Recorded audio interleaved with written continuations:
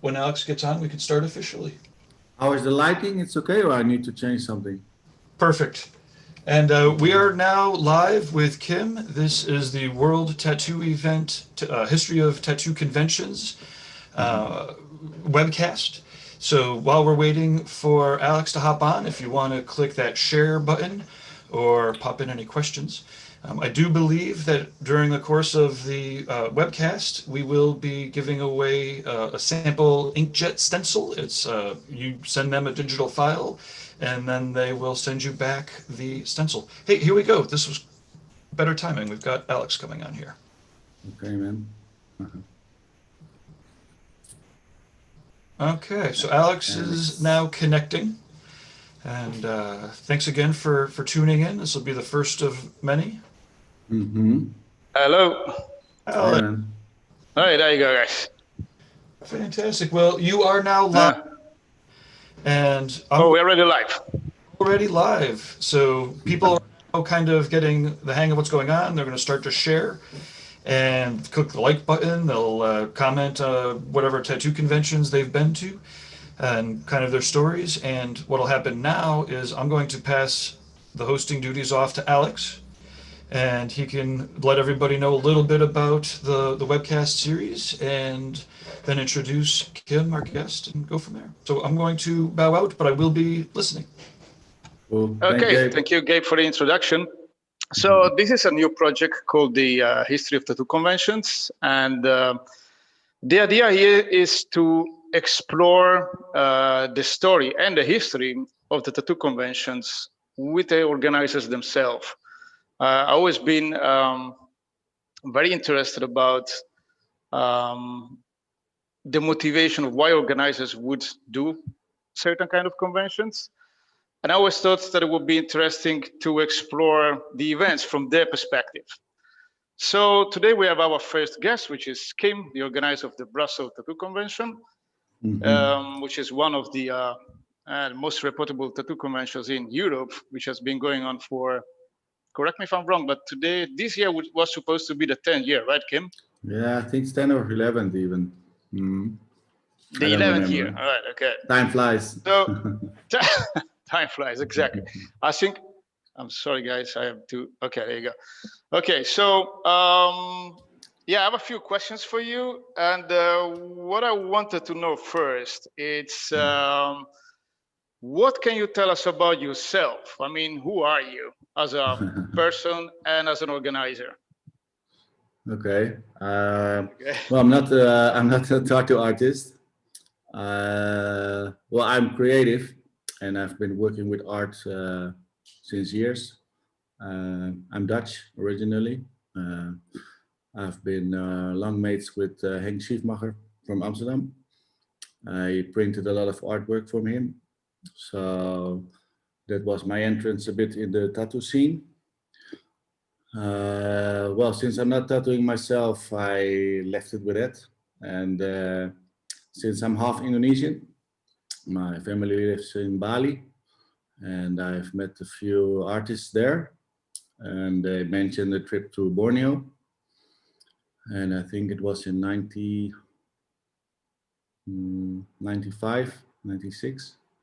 So we made a trip to Borneo, and there I got to know some like tribes and stuff like that. They did the hand poke, tattooing. yeah, hand tapping tattoos.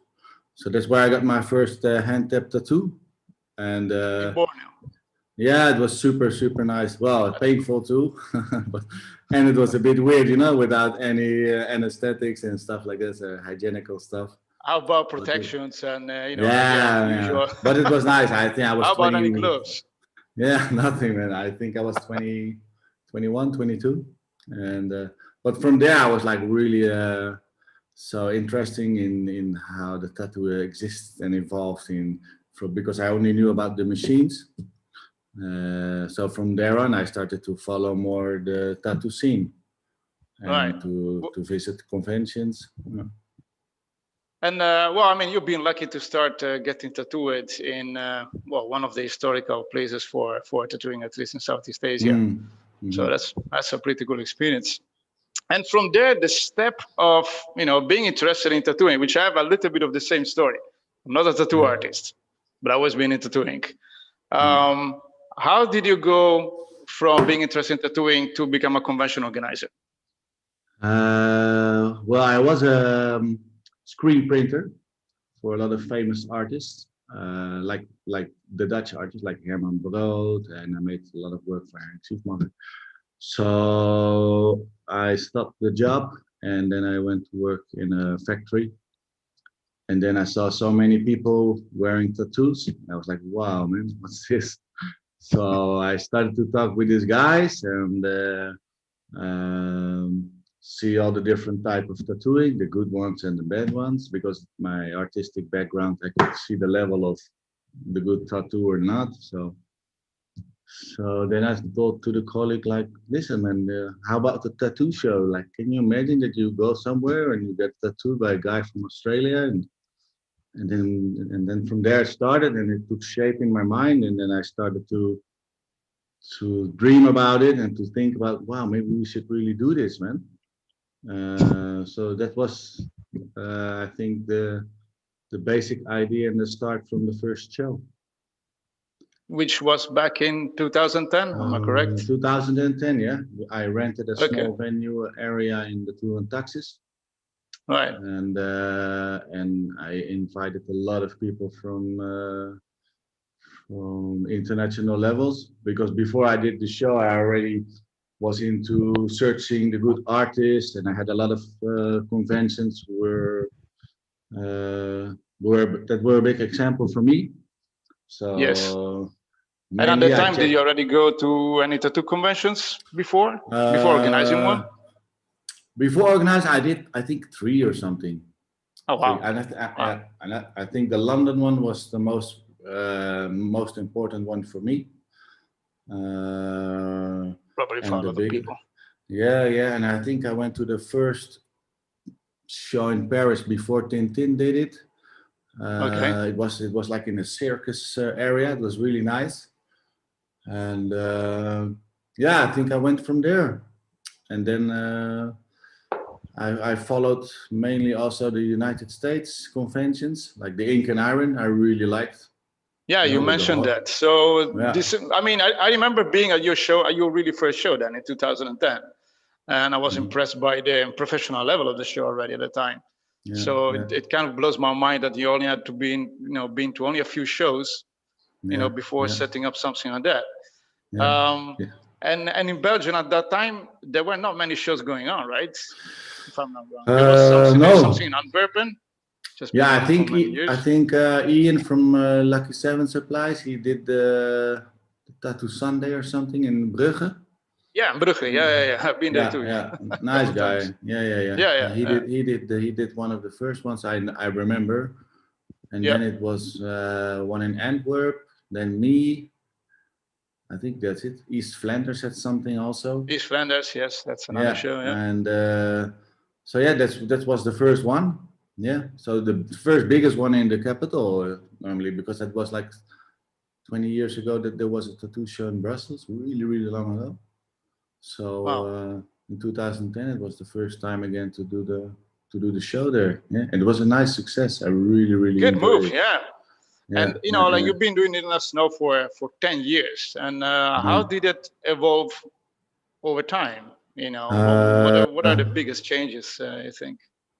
Yeah, the biggest change is that we grew a lot from the first venue that we had, because now we have all 4. The biggest so you have the entire convention center or tour taxi? Yeah. Now we take everything for the weekend. This is the main change. I think from the start I already put a lot of effort and money and research in the entertainment. So this changed, of course, in the quality and the professionality of the acts. How important is for you the entertainment component in tattoo shows in general? I think it's very important. This for me. That's why when I did the shows, visiting the shows, for me it was like you can go there to get a tattoo, but after an hour it's like, okay, if you're not there to get a tattoo, You still pay the same entrance as the person who gets tattooed, but there's nothing like what keeps you there, you know. So What else and do for you do? me, Yeah. yeah, for me, this is what's important, because I think if you get a tattoo, maybe your wife is coming, or or other way around. So you want to hang around when you guys getting a tattoo, or your wife. So it's important also to have something to spend the time with, you know, if you're visiting the show, like watching the bikes, the cars, I don't know, Yes. airbrush show, something. And I And by the way, think, you mentioned the bikes and the cars, you know, and I remember that pretty clearly as well. It was pretty much as a real tattoo lifestyle show where you had all the mhm. elements, um, which you use for something that for what you did, and how. What was your first vision about that? I mean, if you only been to a few conventions, you know, which one was Yeah. the convention, or what was the element that inspired you the most Yeah, to do I what think you that did, and then I grow it think over time? I think the ink and iron in the United States was a US. yeah, was a big example of how I wanted to do the show. The only thing what I couldn't do is combine the indoor and the outdoor like they do. You know, they've got the boat and then the outdoor Yes. setup with the car. But it's Miami, you know that. I mean, the weather is really nice. Yes. So my Yeah, show was in the Brussels. winter. Yeah. So I took the show inside. So I think the first 4 editions we put a lot of sand on the floor, and then we put the surfboards and the hot rods and the car we put on the sand. Remember? And Yes. Yeah. we made like a tiki beach and stuff like that to create a bit of the same vibe. So yeah, this was Even mainly though you are my indoor, yeah. So this was mainly indoor in the my winter in yeah, Brussels. yeah. It's cold, man. Wow. It's cold. I know. Yeah. But this is the type of style that I like in a show. You know, I know the show is mainly about tattooing, Yes. but it's also nice if you bring really nice cars. You know, people love their cars. They polish it every day. They worked on this car like many years, so for them it's also really nice to show this car to like at 25,000 people. You know, it's Yeah, which is also a very decent amount of people, a very good amount of people for a yeah. convention. And from there, you branched out also to other conventions, if I'm not wrong, right? You also made some other shows in Belgium. Yeah. We did a Summer Ink, but long ago, Yes. All and right. yeah, we did it 5 times or 6 times. I think it was in the south, and then we did Urban Ink also. It was in the north. Yes, I remember. Yeah. Yeah, it was more about graffiti, skateboarding, and like the youngster type of show. And then I had Brussels, but it took a lot of time in my private life. Right. So yeah, And you're already my quite busy in your private life, right? yeah. So my I don't family know. said, "Come on, man, if you, how can you do this, man?" So made me focus on Brussels and leave those other two, build out Okay, so Brussels to a bigger. Yeah, you stick to one show now, yeah, only to the yeah. Brussels Tattoo Well, show. yeah, it's better. Yeah. I can bring It myself is. more down with everything I have in my mind, like fine tune everything, because every show I do, I still see some mistakes and things I can make better. You know, it's like every time I'm What would you fine like to tuning. do? What is your ideal vision of of your show that Mm, you really would like to put in place? uh, I think we're going quite well now. The things I would like to do, and still I would like to do, is to get more seminars. We Okay, did it in that's a very we did it interesting in the part. past. Yeah, we did it in the past, but it was difficult because you have to make sure the artists that attend the seminar are there on Thursday evening, or if they have the seminar during the show and it's a good artist, he has to choose to follow the seminar or to tattoo the clients. Yes. So it's like a balance you have to find between the seminar. So I think it's good to do this in the future, but try to make it more professional. And this is what I would like to do, because I did it in the past with a lot of problems, but we finally did it. But I think it's a nice part from the tattoo convention too, you know, because we have so many international artists. I think so. Yeah, there is Yeah, always a lot of people to learn from, yeah, especially at your show. because when we go to the bar and the after party, I see artists talking all the night, like, oh, how you do this, how you the lighting and the so you know, this is this is the proof that it's good to do the seminar. So And, you got them in place for next year. Your next show is confirmed for next year, right? yeah. As we know now, despite the pandemic and everything else, for now it's still Yeah. confirmed, right? It's crazy. Yeah. Yeah. I'm gonna do the seminar, but the thing is, I'm gonna do the seminars for free, and I don't know if it's nice for the other conventions, but this was my idea last year. That's an with, interesting one. Yeah. I think it's nice. I had some talks with some artists and some like pro teams what they got now. Right. That I want to do the seminar, and I'm gonna give the fee to the artist, and then maybe 12 or 15 artists then can join the class for free, And how many of those seminars you plan to do? Well, on the show that we had in May, I wanted to do 2 or 3. Okay. But the one in November, I want to do 3 too, maybe every day one, like Friday, Saturday, and Sunday. Okay. So every day one free seminar included in the show, basically. Yeah. And That's I think I'm gonna do it. Yeah, I'm gonna do it in the first 2 hours of the beginning of the show. So it's gonna be in the morning, so the artists can book their appointments from 12 and on, so they don't miss the whole day. Yeah, because if I do it in the night, they're gonna drink, and I don't know. That's not gonna happen. Yeah. It's gonna be difficult. Yeah. And a nasty question. How do you select your artists for your shows? Because as far as I've seen, the level is very high. What's your methodology to get the right artist at your show? Yeah, I don't know. I look a lot on the internet. I really search myself a lot, and I prefer to do it online, because on the convention I don't. Because when I did the show, I visited a lot of conventions to learn about the things, and then after 5 years, when I did the show, I said to myself, it's not a good time to disturb artists about my questions and stuff during another show, because they're busy, and it's not nice for the client too to disturb the artist. So that's why I decided to put myself on the background and don't visit a lot of shows anymore. Just Google and find, and Instagram and the Russian VK websites, and and this. Do you necessarily need? Sorry, no. Do you necessarily need to be a famous artist to come out of your show, or you could be a relatively new artist, not famous yet? But Oh, that's. I think that's the power too. From the beginning of my years, I had a lot of famous artists, and I'm really happy that they come, and they still coming to my show. But also, I want to give young artists the first step to see how the convention is, and to see the first step to the world. Because now we have so many artists that are really talented, but so young, or so from in a corner in the world, you don't even know where to reach them. But because of the internet and Instagram, sometimes I see guys like, wow, he's only tattooing for a year and he's amazing, and this is what I really think it's our duty too, to show the people like, wow, this is even possible for you. If you are talented in drawing, you can see what this guy is doing. It's after 2 years, this guy is blowing people's minds with the creativity. If it's my style, that's not important, but the technique and the talent this guy has, for me, it's the thing that I want to show on my show.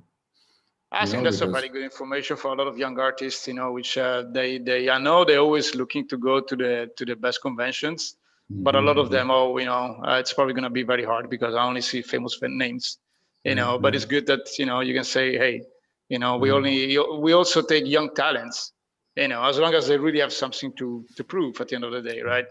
Yeah, because this is what I do. I check the backgrounds, you can send me like, this is my Instagram, but I'm filtering them because I get so many requests.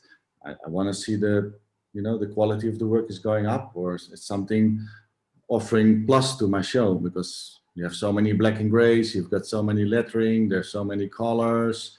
It's like you have to draw a certain line, So you go really much with your own taste to to select the artist. Yeah. At the end of the day, right? It comes down to that.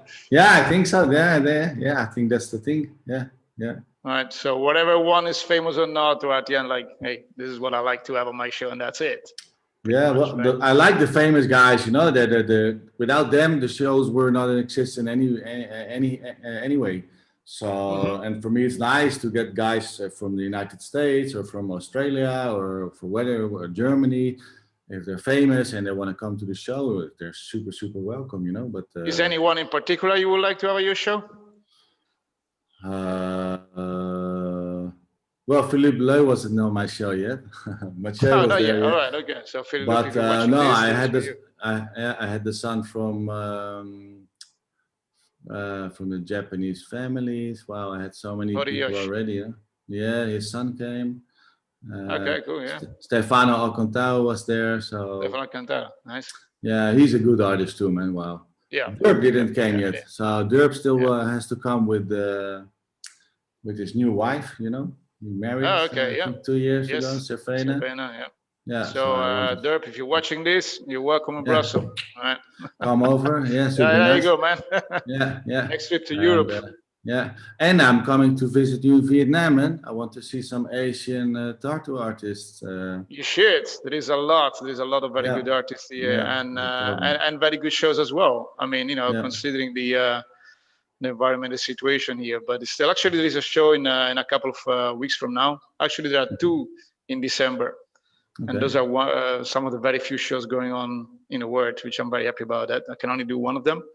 But okay, it's better than nothing. But yeah, the level of the artists here, it's really good. I personally tried to bring quite some artists in, at least in Europe, the last couple of years, and they get a lot of very good feedback. You know, so I hope you can meet some of them when you come here. Yeah, for sure. No, I would love to, man. I love Asian food, so I'm already sold. Well, yeah. Next, do you plan to do this like before your show next year, or? Yeah, I think if it's allowed to travel, why not, man? I'm like free. Next I'm summer? working from my house. Yeah, for sure. There you go. Nice. Yeah. Kim, one other question. It's you know, you've been doing tattoo shows for 10 years. What's the hardest part of organizing a tattoo convention? Personal curiosity. The hardest part to satisfy my mind. So that's the hardest part. Satisfy your mind. Wow. Yeah. Okay. To walk around the show and think everything is running smooth, you know, but it never happens. Did you get there yet? That never happened so far. No. But for me, the most important thing is if I see the artist working and if I see the artist smiling, you know, then this is for me the biggest achievement, you know, because the show is for them. The show is not for me, and for the people that are walking around my show, it's like the second thing, you know. So when I pass the lanes and I see the artist like, "Hey, Kim," and smiling, and this is for me. I want to be here next year, you know. Book me straight away. Yeah, this is nice, you know, and this is mainly. I think I can say this like for 95% on my show, the artists all work. And this is what I like, you know. That's a very good percentage. Yeah. And I mean, you know, like at least in Europe and in the US, I mean, I think it's very important for the artists to really come and work at conventions. But do you think that's the only, from the artist perspective, is this the only reason why the artist should come at, you know, tattoo conventions in general? Because, for example, here in Asia, the most important part is the contest. You know, obviously they want to work as well, but the contest is really the most important part. What would you say is the most important one in at least a U show? Well, I think for the European, I think for the European artist, I think it's important. The contest, but also the context what you make and the things that you learn from other artists on my show, and because it's Europe, you can travel freely around.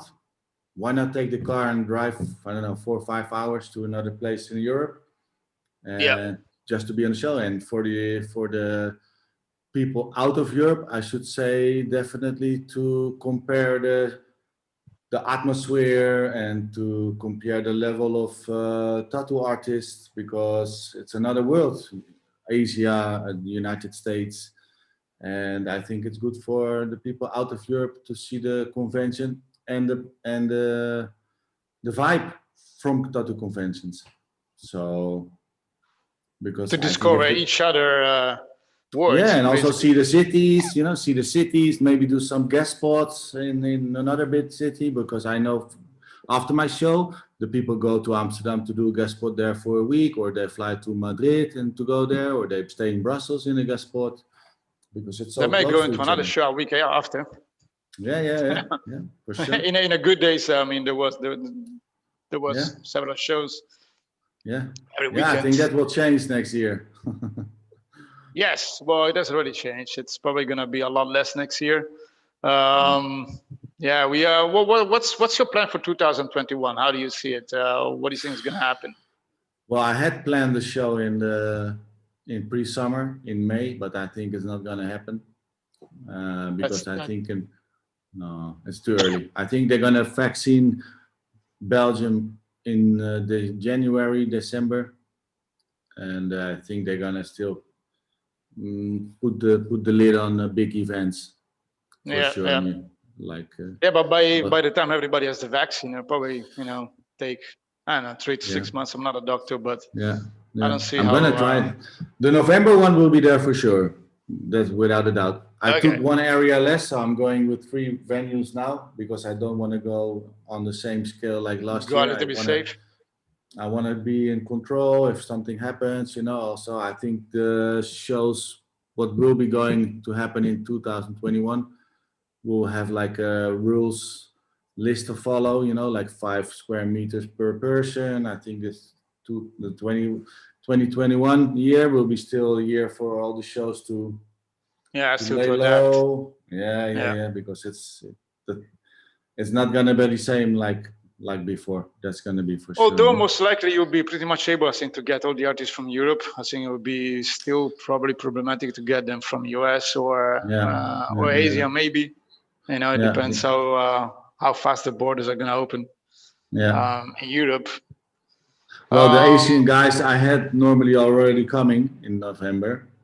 Okay, so they're already confirmed. They're already confirmed, and but the one in May, I think I'm gonna cancel anyway, because of all the hassle and the gels and the distance and the posters, like be careful, lol.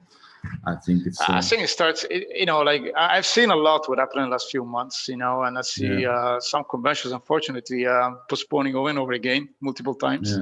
Yeah. And I think it's good too, Yes, on one hand, well, but I mean, on the other hand, I think that it really makes sense to start promoting once you know that you can really do a convention. Otherwise, I think it's also very confusing for artists. Like, hey, is this going to happen or not? We got a lot of people contacting than us. We don't organize the convention, but we promote them. It's like, is this going to happen? Like, well, as far as we know, yes, but then it gets canceled or postponed again like a week later. And this sounds crazy, but I think we've been working harder this year while we had almost no conventions than ever, just because we had to keep postponing everything over and over again. That's also a thing that I cannot.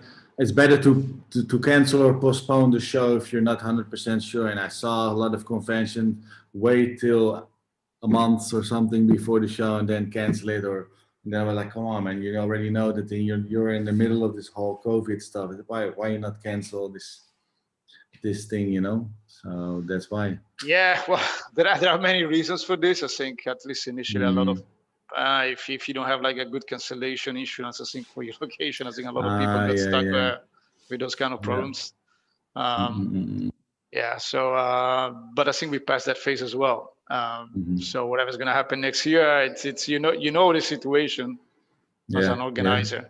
That's why the only thing I'm going to do is prepare myself for November, because the May one I think I'm going to skip, almost certain, and then I can slowly start to prepare everything for November. All the things what I'm going to do then are going to be 100% sure. Focus 100% on the November show.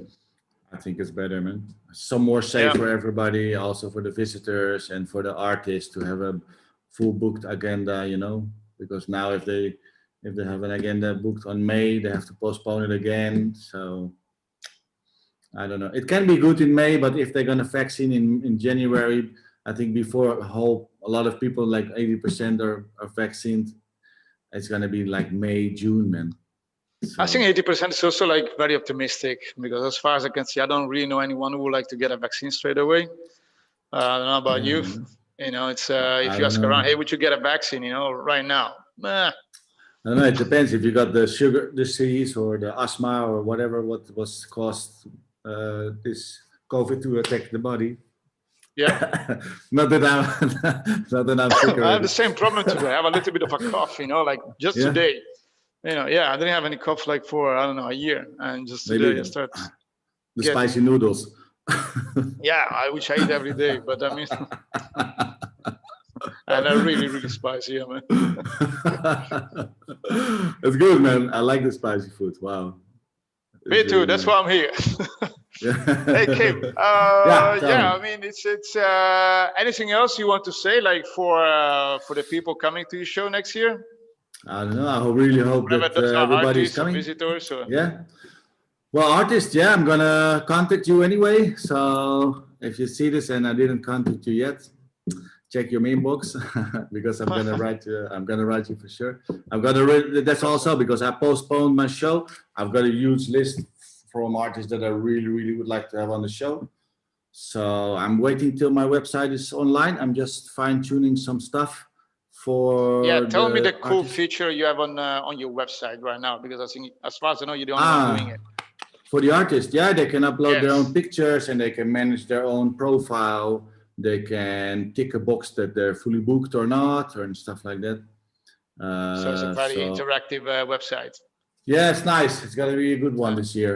And so yeah, I've got like a huge list from artists that I really want to have. But first, I have to put the artists on the show that are already booked because I had a lot of artists that booked the show for this year, and they are By the writing way, me. how many artists do you plan to have next year? I don't know. I think 400 plus because I lose one area. So how So many you had last year? I think 600 plus, 640, something like this. Oh, Yeah. that's a lot. Yeah, it's 4 areas. It's full. I can put more, but that's not. I don't want to do this, you know. So I took like. So you had 640 artists, and you could put even more in. Yeah, but I'm not gonna do this. I know conventions put a lot of artists more, and it's only rows of artists. But I want to have like a venue, and then a place for lounging, food, cars. You know, like a breathing area between the artists. Yeah. I think it's a good setup for a show. You know, to put artists, but not to overcrowd it. You know, I know. No, I think only rows. You know, endless rows without any kind of interruption. It gets.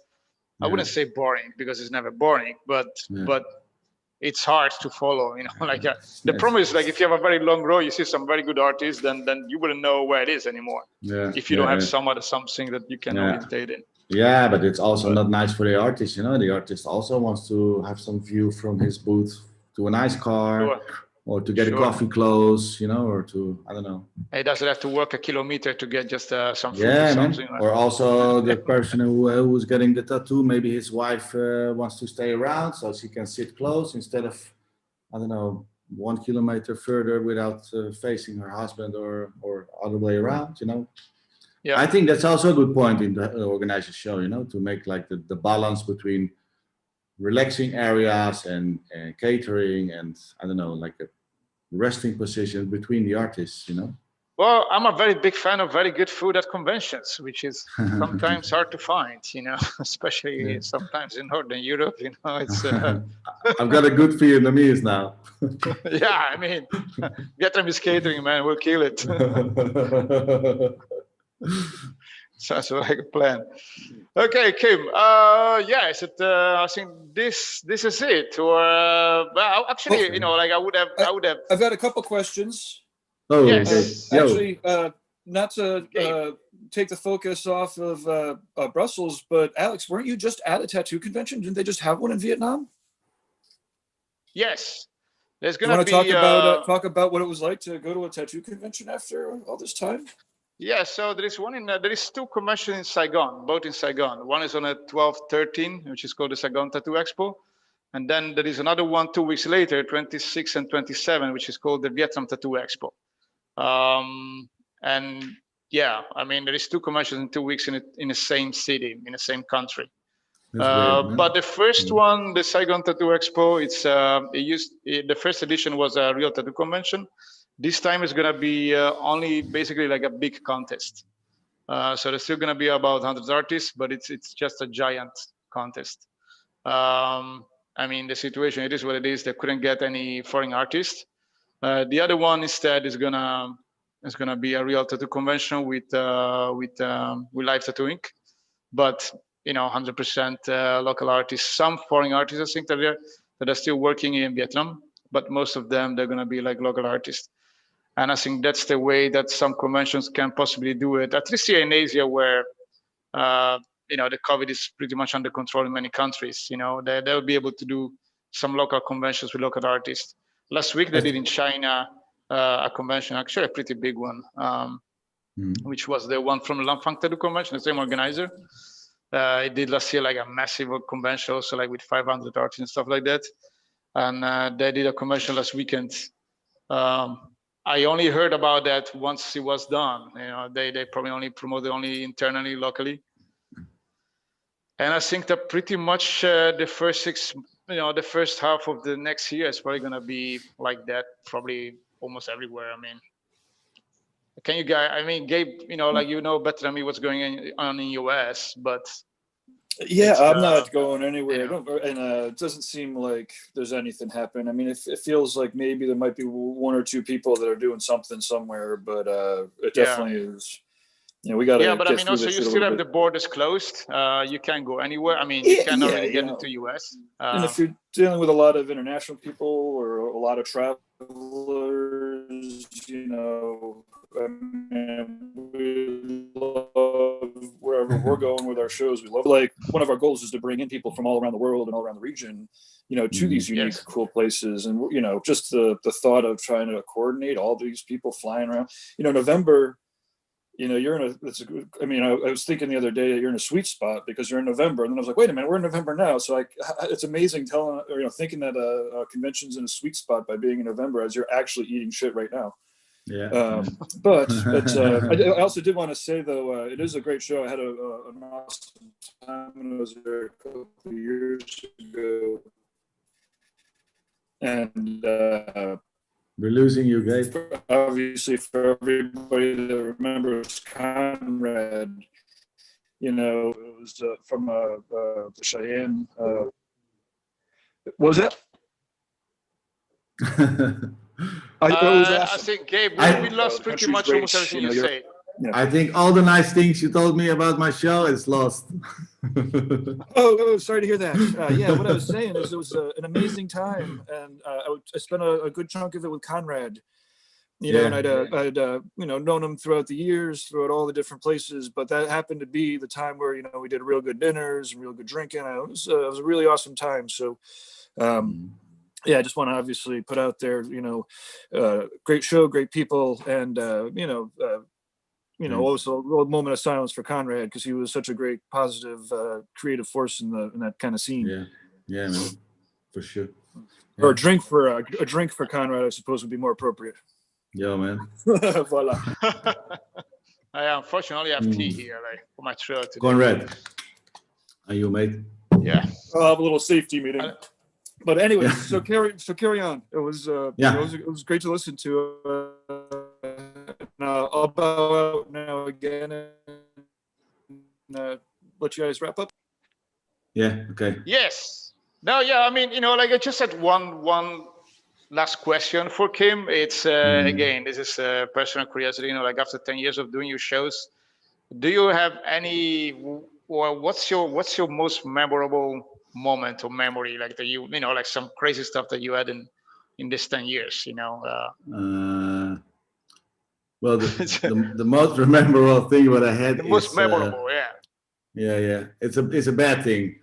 It's a bad thing. There you go. Yeah, I remember that we had the catering area. I think it was the second show we did or something in 2011. That we had the catering show, and just next to the catering show, we were sterilizing all the machines. So it was like food preparation and sterilization. Yeah, and I remember the Brighton show. What's his name again? Yeah, the Brighton Tattoo Convention. Yeah, he was on my show. He said, Kim, what the fuck, man? You're cleaning tattoos machine next to the bami and the noodles. You can't do that shit, man. You can't do that shit. And then I was like, fuck, man, fuck. Yes, you're right. You're right. I'm totally this. So this was the most memorable thing. And from that show on, I said, wow, man, fuck, we need like a... I gotta pay attention to details, eh? Yeah.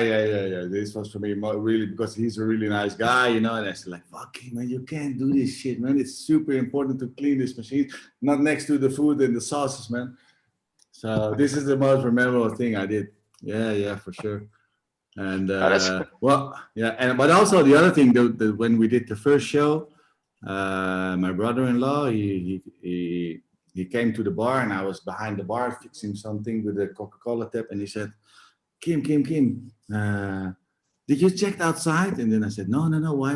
He said, man, there's a fucking line like miles. And then I was like, oh, really? And I started to cry. It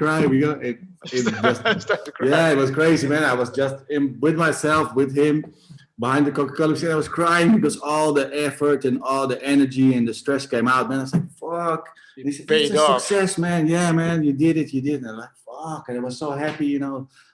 This was also for me really important because I'm not an event organizer, you know. I'm into artistic kind of stuff, and I never did a show. I never presented a live band. I never even placed a booth into a convention area. It was like I never put out a carpet. Wow, that's incredible. Yeah, you know. But well, I remember being in that line the first time I came. I was impressed too. So, well, you know, you gotta wait quite a lot to get in. You know, like that would be normal, like in London and stuff like that. But I was like, well, man, that's a good start. Yeah. You know. Yeah. And now probably the line only got longer.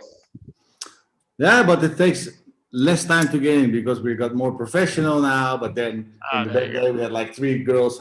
One I took from the library, the other one I took from the school. Like, can you please work in the entrance to scan the tickets? And I'm like, wait, how's the scanner working? It's like, Kim, it's not working, you know. But now everything is going smooth and everything is going more professional. And I'm fine tuning everything, like on the details, you know. Like last year I introduced the bag that artists can drop into their plastic cup when they finish the dirty water from the ink. They put this in the water, and then with it 5 seconds, it's like a big rock of plastic, and they can throw it in the trash, you know. So for them, they don't have to collect the water or go somewhere. So this is all kind of small things I'm fine tuning for the artists, you know. Those are the small improvements. I'm learning every day, and I think every convention organizer is saying the same, you know. It's impossible you have to keep learning.